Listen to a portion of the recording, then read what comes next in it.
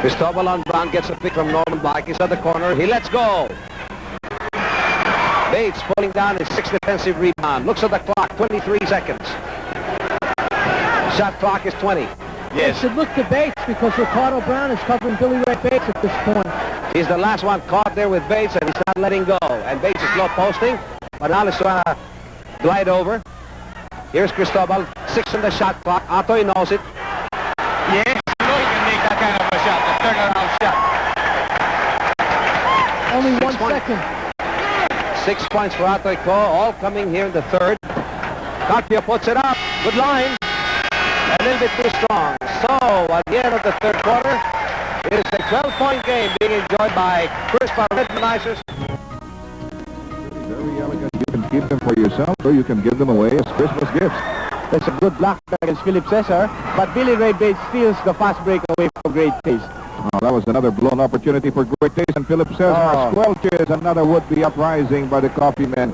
129 to 115. It's still a 14-point lead for the Redmanizers. Brown fires 3-point shot, yes. Well, 3-point shots are getting them back into the ball game. 2 from Jimmy Manansala and 1 from Ricardo Brown have brought them back into the ball game. They're just down by 11 points. 4 minutes and 30 seconds left in the match. It's the little guys who are coming up with those long, frightful shots. And here's Billy Ray Bates. It's been a one-man show practically tonight for Crispa, and Gidabin got it on a great assist. He's having a good night also. 18 points now for Gidabin. A 13-point lead for Crispa. 4 minutes and 10 seconds left. 131 to 118. That's a 13-point lead for the Redmanizers. 16 fouls for Great Taste, 4 for Crispa, and Norman Black very leisurely sinks his 44th point of the evening. 131 to 120. It's going to be a blocking foul on Carpio there. Third personal foul on Carpio. So far, the Redmanizers have controlled the ball game throughout the 4 quarters, but Great Taste just refuses to give up. And Norman taps the ball out, preventing that backdoor play to Billy Ray Bates. 3:51 left in the game clock. 131 to 120. Great Taste has already hit the team foul limit, and here is Joey Carpio with a great steal. Ricardo Brown gives it back to Carpio. He's trying to provide the shield for him. And the shot himself. Billy comes in for the steal. They had a perfect situation there. Billy throws it to Atoy, but it's a very, very far pass, and Atoy was not cutting in. Some golden opportunities wasted by Great Taste here. Crispa now coming up with some turnovers, but now they're controlling the ball game again. They're in the lead, and they don't really have to rush it. No way. They can kill all the time in the world they want. Atoy Ko having a great shooting night also. 11 points, ups the lead again to 10. 2 minutes and 50 seconds left. 133 to 123. 2:45 left now. And here's Joey Carpio off Abigidabin. Got it. 5 straight points, but Carpio cuts down the lead again to 8 points at this point. Joey Carpio playing clutchman for the Great Taste Coffee Makers in this last-ditch stand. Remember Custer with Little Big Horn. There's going to be a foul by Carpio. Billy is down on the floor, but he makes the shot, and he has a chance for a 3-point play.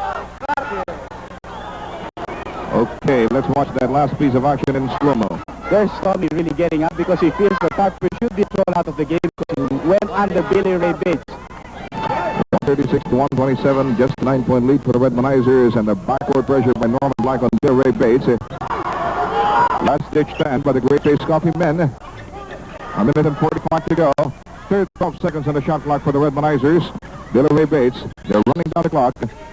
Vadim Israel sees daylight, but it's too far. Atoy has to throw it up. He's going to miss it, but Gidabin puts down the offensive rebound. The follow-up is in. That's a very big basket for Gidabin there. A big basket indeed for the Crispa Redmanizers. It's 28 points, and that just bailed them out of the woods with 11.